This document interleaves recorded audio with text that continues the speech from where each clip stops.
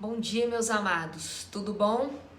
Bom dia agora, que é o horário que eu estou gravando, mas vocês estarão assistindo esse bate-papo hoje à noite, não é mesmo?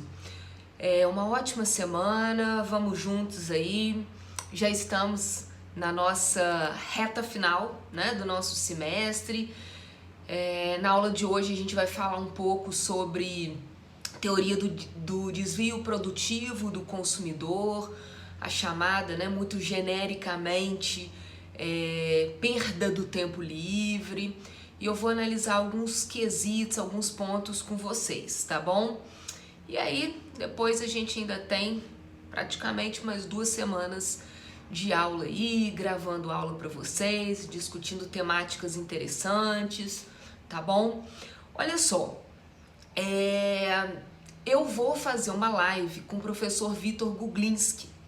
O Vitor, conforme eu já tinha comentado com vocês, ele formou no Viana junto comigo, tá? A gente formou em janeiro de 2004 e o Vitor se tornou referência no Brasil, junto com o Marcos Dessani, né?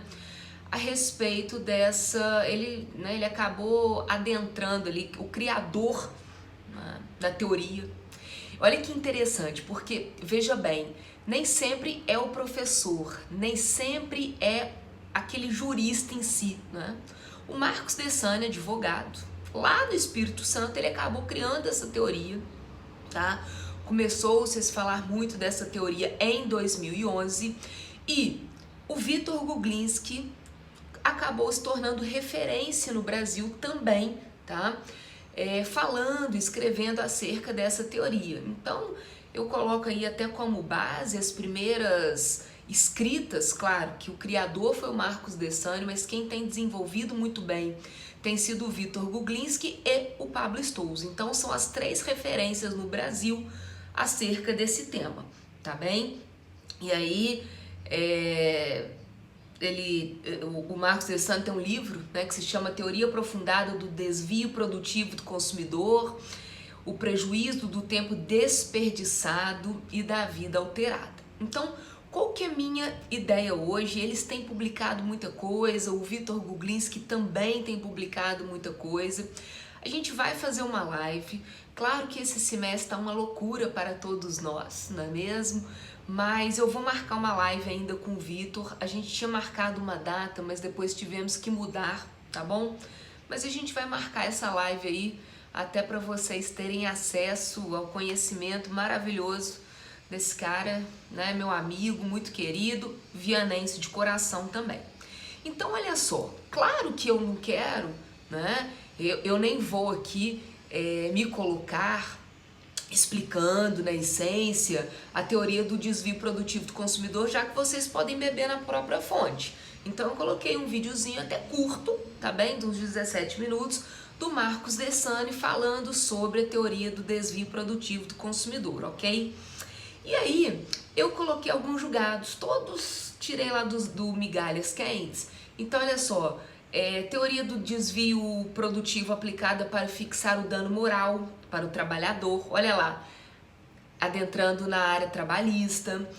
Uma outra decisão ali também do STJ, que o ministro Salomão afastou o dano moral ao consumidor que teve por base a teoria do desvio produtivo, que de certa forma ela acabou sendo fixada mesmo nos tribunais em 2018, vocês vão ver isso.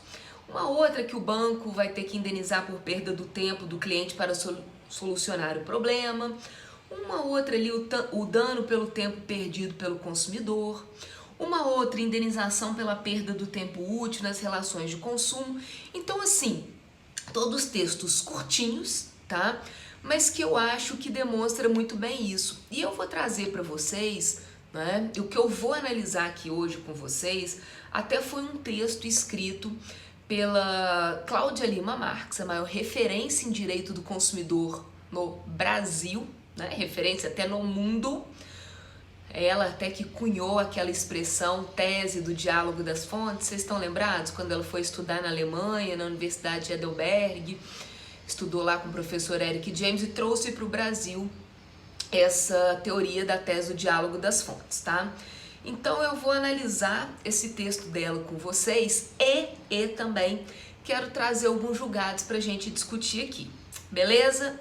Tudo certo?